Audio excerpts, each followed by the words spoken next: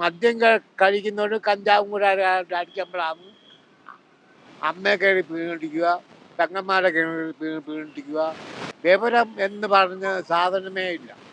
ഞാനും ഒരു മദ്യപാനിയായിരുന്നു. ജീവിതം തന്നെ നാശമായിക്കൊണ്ടേയിരിക്കും. കഞ്ചാവൊന്നുമില്ല. എൻ്റെ രീതിക്കാണെങ്കിൽ കഞ്ചാവൊന്നുമില്ല.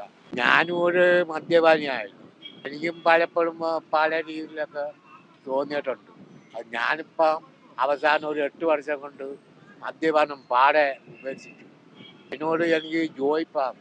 മദ്യം കഴിക്കുന്നതേ അപകടമാണ്. അപ്പം ജീവിതം തന്നെ നാശമായിക്കൊണ്ടേയിരിക്കും. ഞാൻ മദ്യപിച്ച് നാശമായതല്ല, അതെൻ്റെ ഫാമിലി മുഖേന എന്നെ നശിപ്പിച്ചതാണ്. ഈ മദ്യത്തിനോടൊന്നും അത്ര വികാരമില്ല. പക്ഷെ ഈ മദ്യപിക്കുന്നത് നാശത്തിലേക്കേ പോകത്തുള്ളൂ.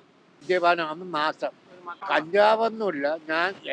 എൻ്റെ രീതിക്കാണെങ്കിൽ കഞ്ചാവൊന്നുമില്ല.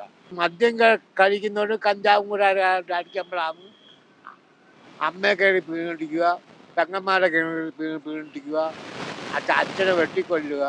ഈ നാട്ടിൽ ഇപ്പം നടന്നുകൊണ്ടിരിക്കും. ഇപ്പം ഈ കാലഘട്ടത്തിൽ വിവരം എന്ന് പറഞ്ഞ സാധനമേ ഇല്ല.